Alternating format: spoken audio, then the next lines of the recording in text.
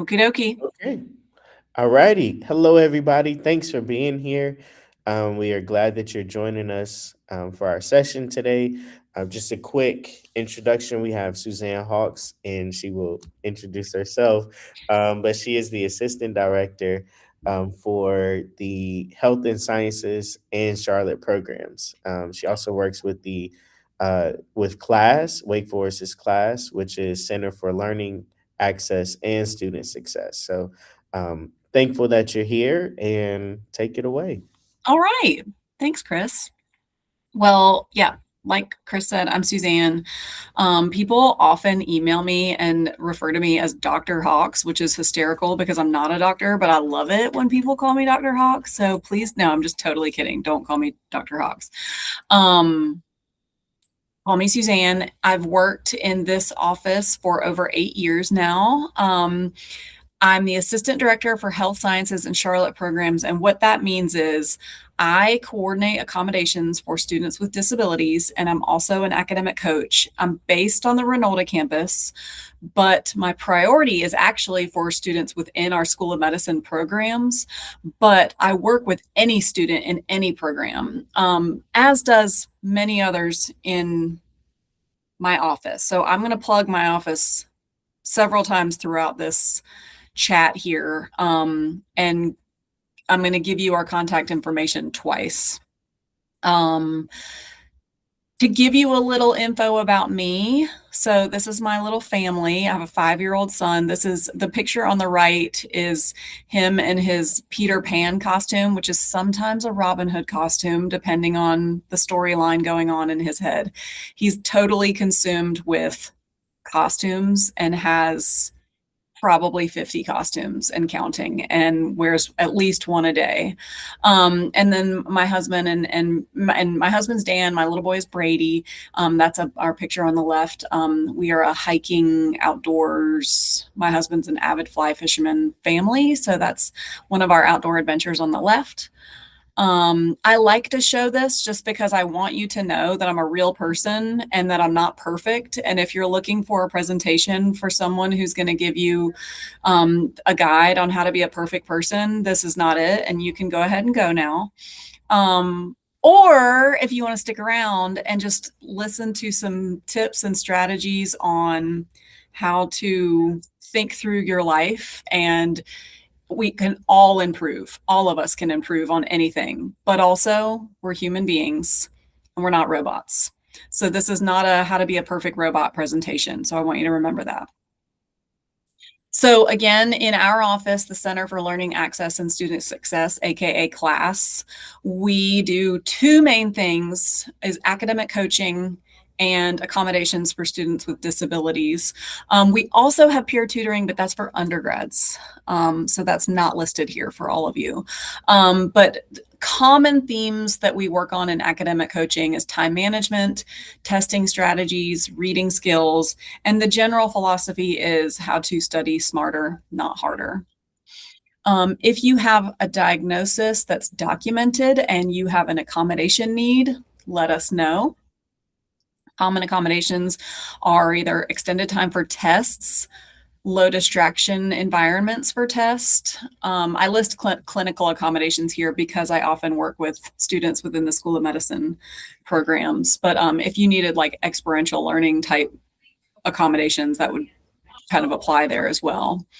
And we have different kinds of software that can be used for some students who need accommodations, like note-taking software or dictation or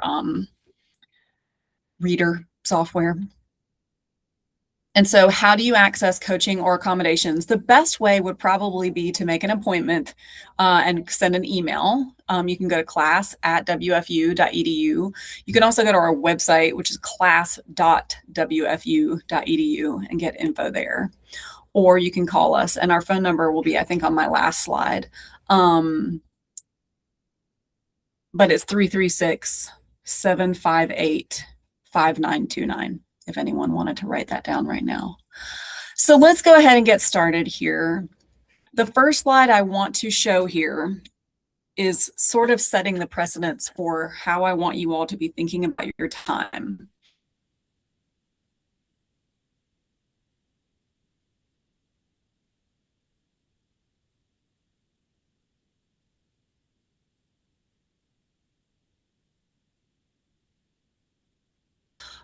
Name some positive attributes or name some of your skills. And people love to say, oh, I'm a great multitasker. Well, good for them for saying that. And I'm not going to say they're lying, but multitasking is a myth. And there's no such thing as doing two things at once perfectly, unless it's something like chewing gum and walking. Those kinds of things don't count. The types of things we're talking about here are reading a document while you're talking to someone. Like, that's not a thing. Or listening to someone talking while you're also trying to read something. Maybe you can do a little bit of this and a little bit of that, 10 seconds here, 10 seconds there, but none of that is going to be perfect. So if you really want to take a deep dive into something, I want you to be really thoughtful about where your attention is and where you're allowing yourself to say, I'm good at multitasking, when really you need to think about putting the multitasking down and thinking through doing things one item at a time. And it might be that could be one of the biggest secrets to your time management success, is really thinking through, am I trying to do too many things at once? And is that slowing me down? So I want to plant that seed right now. We're going to expand on that in future slides here. So as you all know, there are universal challenges in grad school. There's, regardless of what program you're in, there's just not enough time to do all the work that you have to do all the time. So reading demand is higher. Typically, you're in an area of interest that typically is a significant interest. So reading on one area can rapidly spin into reading related articles that are particularly of interest, particularly early on if you're doing research.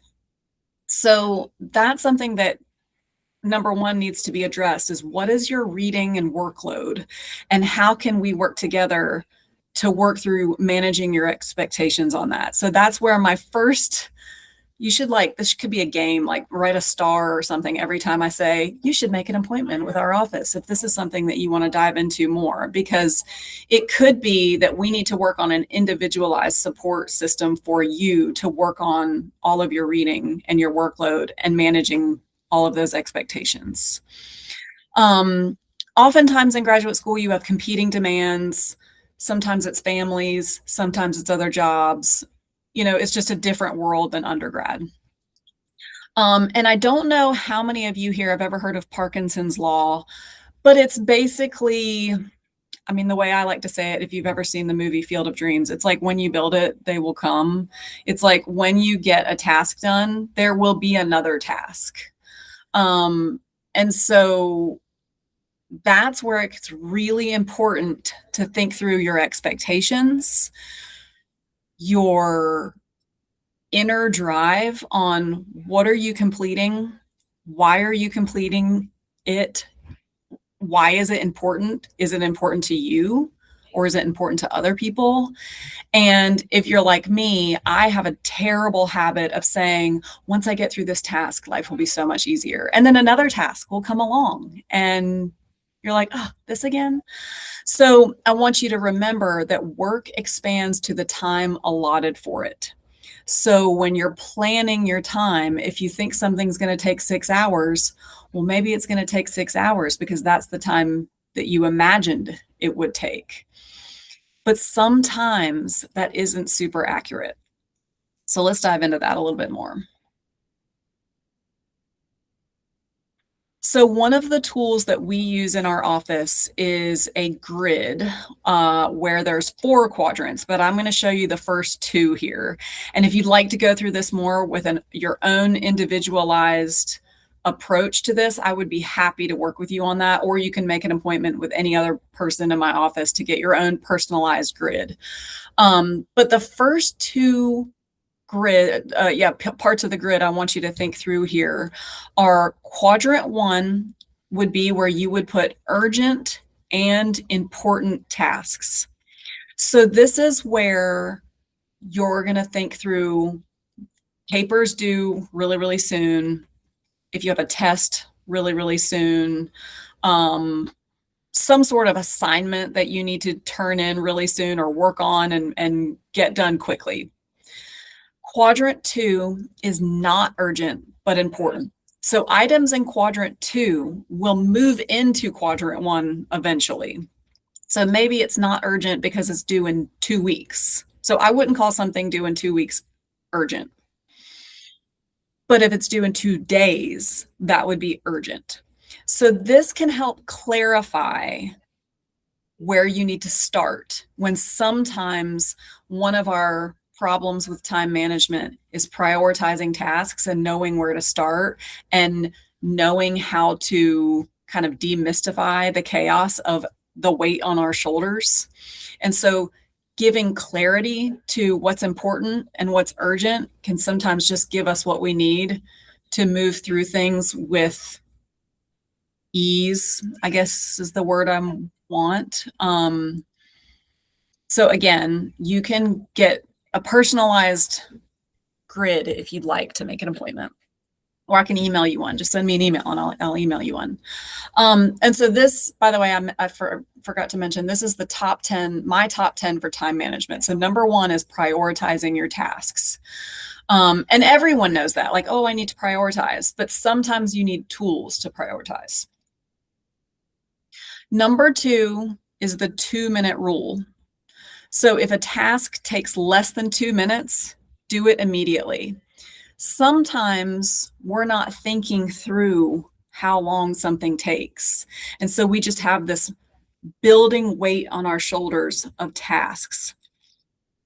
But if we give ourselves the moment to attend to what is the task and how long is this going to take, and break it up like that, then we can do small bursts of 2-minute tasks. And then sometimes that gives us the motivation and clarity to do more. So 2-minute rule. Number 2, 2-minute rule. Number 3, mindfulness. Mindfulness is an incredible tool because it gives us a moment to remember what's important, what's in our head, what's giving us maybe cloudiness or undue stress, maybe unnecessary fog because we're not thinking clearly about what it is we have at hand. Mindfulness can also give us the tools for thinking things through and moving the functioning that we need from different parts of our brain. So when we're in fight or flight, or we're just like really stressed out, our brain is flooded with cortisol. Cortisol is a direct enemy of time management.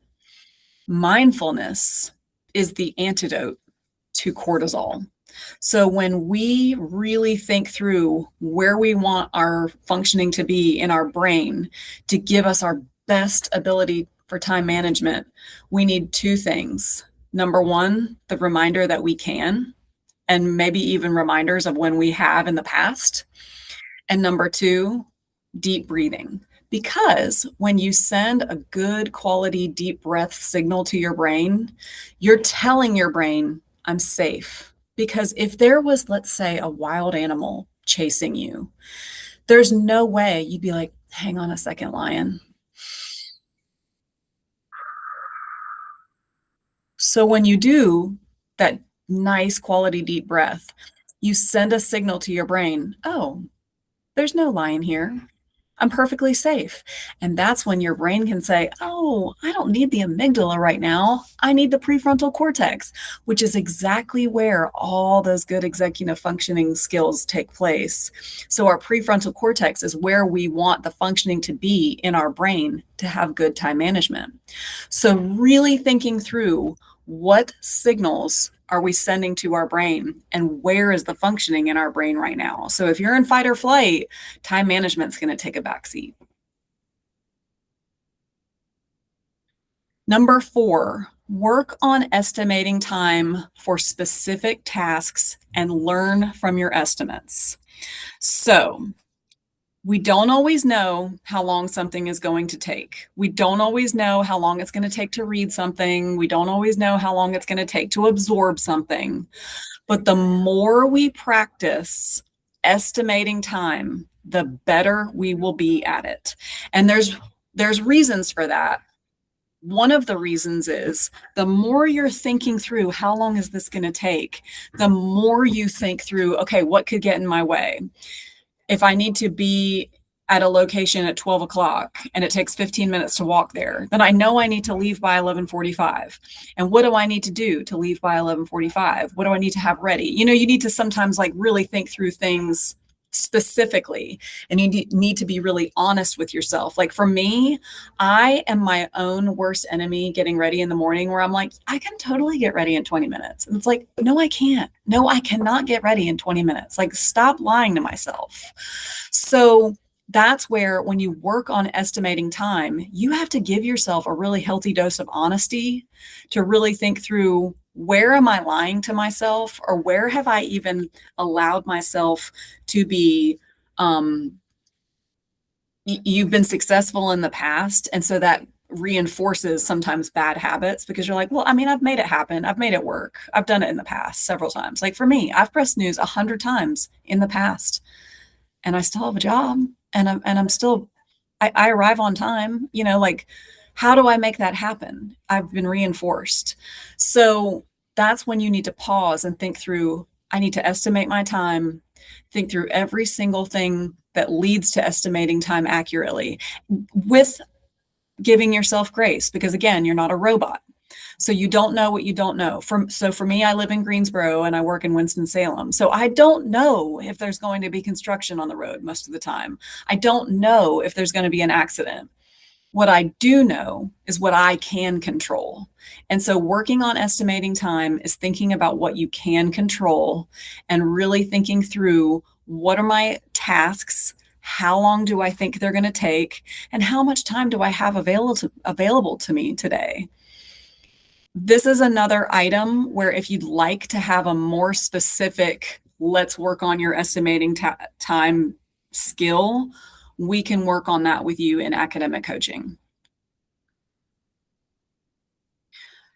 Number 5, I might be a bit of a broken record with multitasking, but I'm going to say it in a different way. I want you to focus on one thing at a time.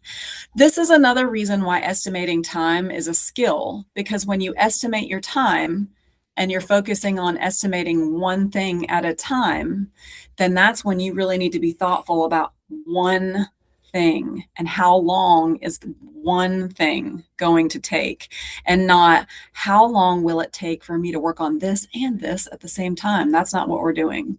We're focusing on one thing at a time.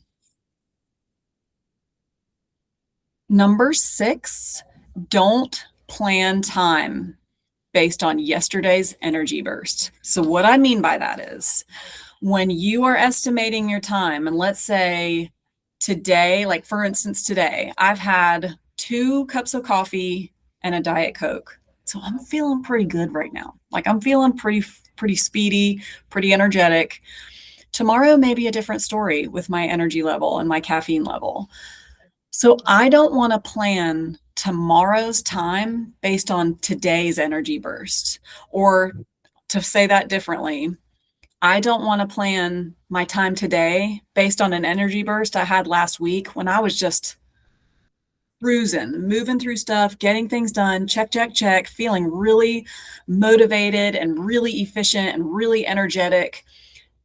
Thank you, universe, for that energy burst. Thank you for my really awesome caffeine today. But that's not always how we're going to feel every day. And that's not the expectation that I want you to set for yourself.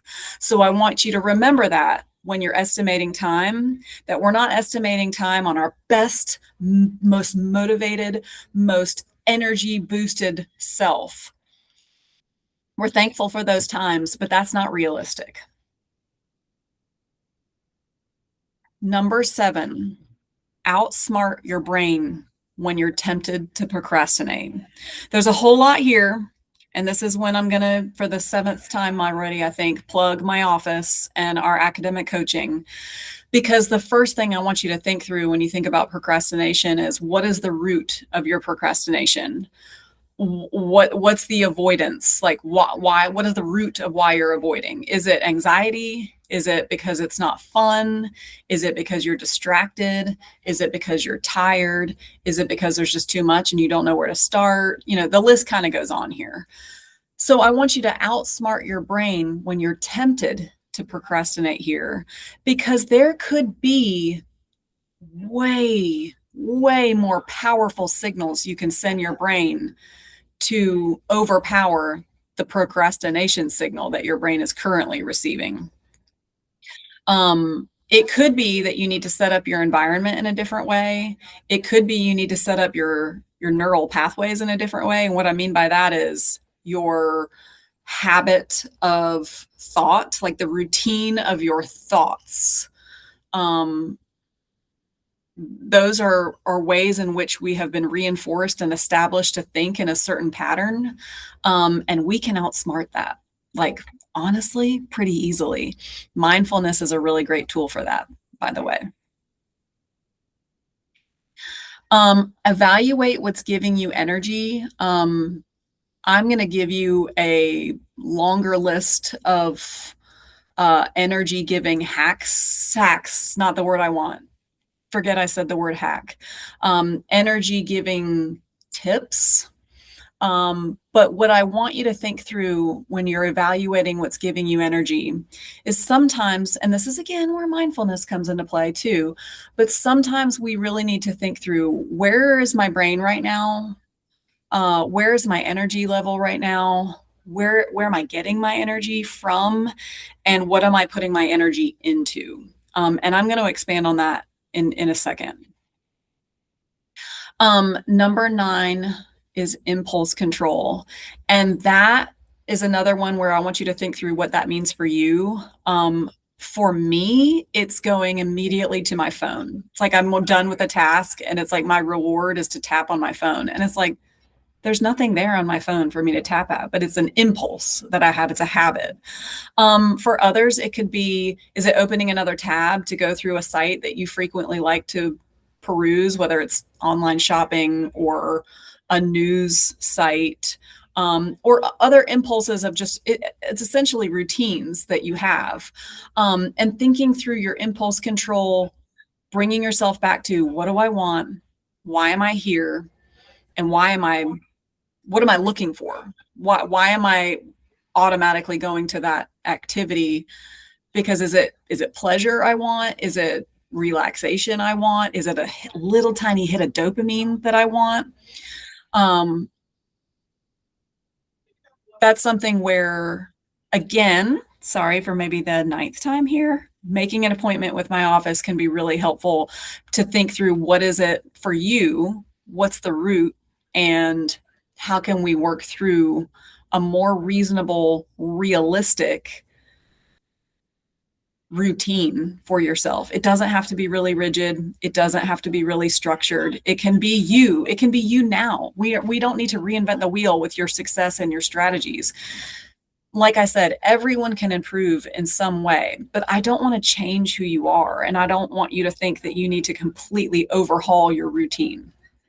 You're obviously here in this program. You do something right.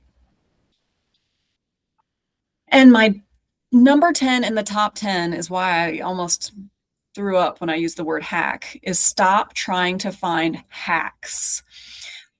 Social media, Pinterest, the world, the Today Show that I love so much, loves to promote, oh, the latest hack. Like, we're going to give you the latest new thing that's going to just make everything easier for you. And you're going to be so successful when you just try this super small thing that you've just never thought of before. All of that is silly and unrealistic. Sure, there are little tips here and there are little hacks, quote unquote, that can improve your life, and it can improve, different tasks in your life. But stop trying to have the mindset that you just need to find that one hack you haven't found yet, and then everything will fall into place. That's not how life works. You can be you. I want you to think about what your strengths are, what your skills are, all the good things about you that have brought you to this point, because undoubtedly there are a lot. And some people don't even know what their own strengths are because you're just you. You know, that's just what your norm is. And so sometimes it's really helpful to just talk with a neutral person to think through, what am I doing right? Because some people are like, oh, I didn't realize that was a smart strategy. And then that encourages them to keep going with their own smart strategies. Okay, so the 10-minute rule is somewhat similar to the 2-minute rule, except it's a really powerful procrastination technique in its simplicity, because much of your work that you're doing in grad school is reading, writing, research. So let's say you get to your workstation or your desk and you know you can commit to working for 10 minutes on something. But you found that you just can't keep working for more than 10 minutes on something. And again, there might be different reasons for that. Then I want you to think through moving on to the next thing and doing 10 minutes at a time and allowing yourself the ability to do small things a little bit at a time, a little bit at a time. Um, and idea that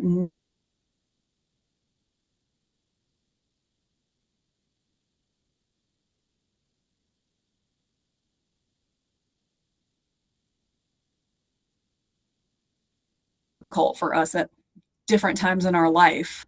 Um, And so when you're asking your brain to quote unquote power through, that might be unrealistic at the present time. And so when you think through all the things that we've talked about, mindfulness, estimating time, prioritizing your tasks, sometimes that can help you get to your first 10-minute chunk and then have some clarity on, is this realistic for me right now? Or should I go on to a different 10-minute chunk? And seeing which task is the most reasonable at that time, depending on who you are in that moment. Setting a timer is something I like to do. Not everyone loves a timer, and some people have kind of a bad relationship with a timer. I'd like to change that relationship for you. But setting a timer removes some of the shoulds and some of the negative energy behind getting started. It's just a tool. It's not judging you. It's just a tool. The comprehensive syllabus is a tool we use in our office. That's basically a big Google sheet. And what's nice about it being on a Google sheet is that you're not going to lose it. It's easy to edit and save, but it's something where the first week of classes is usually when we get started with it. And it's a tool I can send you. It's a tool you can make an appointment and we can go through together. But it's a nice place to put all of your due dates, all of your deadlines for assignments, papers, projects, whatever. And what's really nice about it is that you can get a nice bird's eye view of a week that might look real nasty. And that can help you plan ahead to think, okay, like it's always midterm week on the Ronalda campus. The week before spring break and the week after spring break is always pretty yucky. But it's a great way to think through, okay, what do I need ahead of time? Do I need to ask for help? Do I need to communicate with somebody about some sort of need that I have? It also really helps when you think through, okay, I'm a human in a human body, and I might get a cold or God forbid worse. And so this can be really helpful. Yes, I can email the template. Um, so this can be really helpful when you're thinking through getting a bird's eye view, knowing what things can come later without having to page through like, you know, every syllabus or every email. So you have to have each syllabi available to you when you're putting the dates in. And also too, this year was particularly difficult with all the snow and ice we had where things had to get, but that's the good news about, you know, an easy Google Sheet document is that, you know, you move it, things happen. Next. Okay, whoop. Whoop it up. Okay, so this is where I want you to write down or type something for you specifically right now. So whoop stands for wish, outcome, obstacle, and plan. So what is your wish? Think through what's something that you want to change, or what's something that you want for yourself. Or you could think through what's one time management strategy or technique that you want to try or that you want to work through. It could even be it can be personal. It doesn't have to be academic. You're a whole human being. You're not just a student. So write down a wish. Then the outcome is ideally how often you would be using if your wish is a strategy, how often you'd be using the strategy. Your outcome could be just like what your life would look like if your wish came true.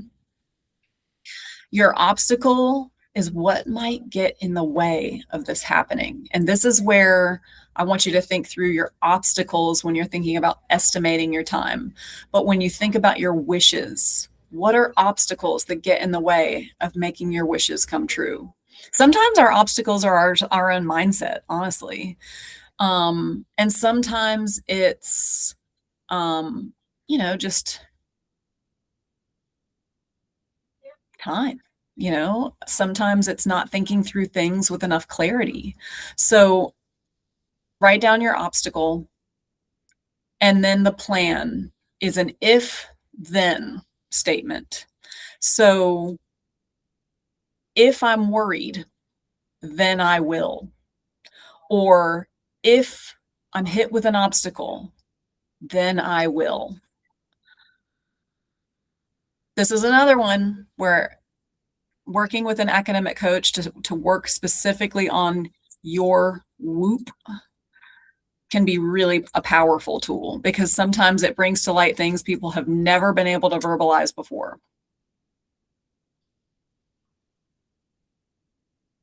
A few words about procrastination that I put on this slide here because I didn't want to forget. Don't rely on willpower if you can change the environment instead. So I don't want you to be in this autopilot of, well, when I feel like it, I will. Or when the environment lines up perfectly for me, I'll feel motivated to do. Create the environment that you need to give yourself the routine that you need. None of us, even the most successful people in the world, will never have willpower 24 hours a day. You will never have enough willpower to work through every single issue of your life. So what is your autopilot? Where's your mind automatically going when you're not really giving yourself enough mindfulness? The quote here is, when sitting down to a work session becomes habitual, there's no chance of procrastinating because you're not making a choice. So sometimes you can create a nice quality autopilot towards creating an environment that you need. And this is another one where if you want to work through this one-on-one, we can talk about what that environment would look like for you, what your willpower looks like.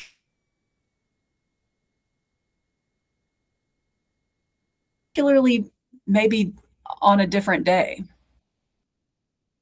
I'm seeing in the chat in step 7, you mentioned outsmarting your brain when you're tempted to procrastinate.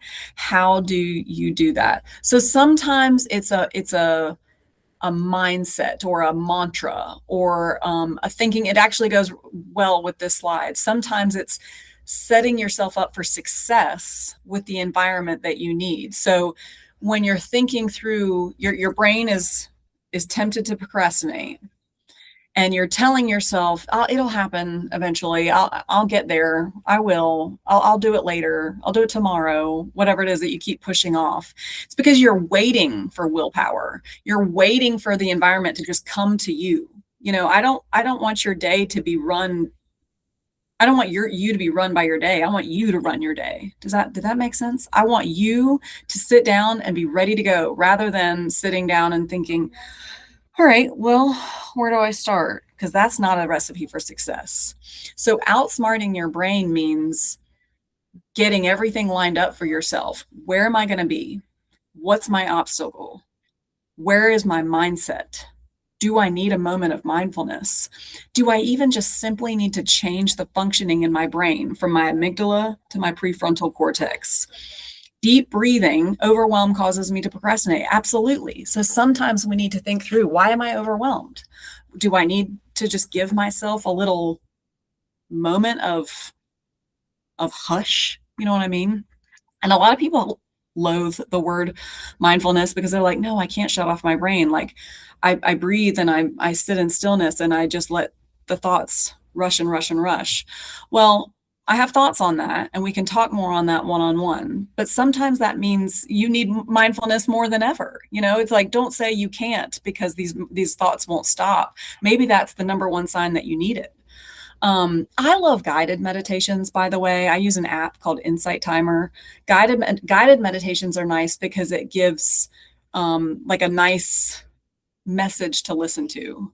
What does it say? I've literally had to book a hotel at the beach to focus and block things out of my mind, changed the study space. Oh my gosh, I love that. Yeah, give yourself like a nice, if you can, a nice environment to be. And if you can't afford a hotel room at the beach, you know, it can be a different location in town just to give yourself a different mindset, a different space. A motivating place to be can sometimes just be a clean place to be or something that isn't personal. You know, like for me, like my kitchen table is, it's not helpful. Um, you know, I need a somewhere neutral. Like surprisingly, I once got up pretty early on a Saturday and went to my local library just to get some emails done. And I could not believe how energetic I was and how much I got done in 2 hours that I never would have gotten that much done at home. But that's a way of outsmarting your space. I've drove to Wake Forest to study in the library with undergrads. I love it. And it's funny you say that, Felicia, because some of the undergrads hate the library, and that's fine. You know, like it's thinking through sometimes. Same thing with you know, how sometimes we can thank ourselves for the energy burst we had last week. Like sometimes a space worked for me last week that doesn't work for me next week. And that's when you can have flexibility. You know, you remember you're a human. Um, and also remembering we can talk more about all of this one on one. And this is the slide that's my favorite slide. I want you to be really strategic about your energy. Energy givers, here are examples of energy givers: physical activity. And this doesn't have to be going to the gym, by the way. Like, sure, going to the gym is great, but I want you to think through physical activity could just be like taking a walk around the building. Taking a walk outside is really my favorite because then you're getting number two, sunlight on your eyes. I mean, we're all looking at a screen right now. And while I love technology when it works for me, it's it's not we're not meant to look at a screen all day. So we need sunlight to hit our eyes. We need to drink water. I mean, I told you I had coffee and Diet Coke today. Like, I mean, this container here is full of water and I filled it up 3 times already. But I need to combat the Diet Coke and the coffee that I had. So you need to be hydrated. You need nourishing foods. So you need protein, you need fiber, you need carbs, you need all of those things. Guided meditations, I already mentioned that. Being creative is a really good energy giver, and whatever that means for you. You know, those like adult coloring books, they're not a joke. Like those can be energy givers. Positive friends and family seems like a duh, but seriously, if you can just schedule in with a friend or a family member who gives you joy, a 10-minute conversation to be like my friend Lauren, she's my best friend in the whole world. I could text Lauren and say at 3 o'clock, I just need to call you for 10 minutes and I need you to help me keep it at 10 minutes because I've got a whole lot on my plate. But I just need to chat with you for 10 minutes. And if you can make me laugh, then you get a bonus. But that sometimes is just a really good energy giver. So sometimes the biggest bang for your buck can say, ooh, energy giving study break. Walk around outside with a friend. That's 3 right there. I want you to think through using energy or study breaks that give you energy and evaluating what kind of study breaks you're taking that are maybe sucking your energy. So energy suckers are scrolling your phone, watching TV, looking at other tabs online, um, laying on your couch, laying on your bed. Any of those things are energy suckers. Now, listen, I love to scroll on my phone. I love to lay on my bed. I love to watch TV. I love to do all of those things. But those are not energy giving study breaks. So, those are not the things that you are going to do to give you energy for your next task. And so, here I told you I would give the phone number 758-5929, or you can email us, or I should have put our website on there, class.wfu.edu. I love a funny YouTube clip. Yeah, I really want to get away from mindless scrolling too and replace it with something instructive. I even saved an email that I haven't opened yet about craft ideas or creative ideas that you can do to like not be on your phone. Thinking through like what can we do to replace that activity and why are we doing it? And I mean, social media is proven to be addictive. So, sometimes it's just our own brain has just gotten beautifully sucked into it. So I'll leave this slide up here. Again, my name is Suzanne. Please feel free to connect. You can make an appointment with me, or anyone in our office can be just as helpful, if not more. Everyone here is great, and I literally vouch for everyone. What are tips to read through pages of Harvard Business Review cases? Oh, Felicia, let's talk. I can't give you that in 3 seconds here. But the power of skimming, right? The power of letting our eyes see words and knowing that skimming is not reading. Skimming is a preview. Skimming is like the preview to a movie. Let me give you this real quick spiel that could be helpful, actually. Have you ever seen the preview to a movie and then you see the movie and sometimes the preview totally ruins the movie because you're like, I guessed everything that was going to happen because they showed all the good stuff in the preview.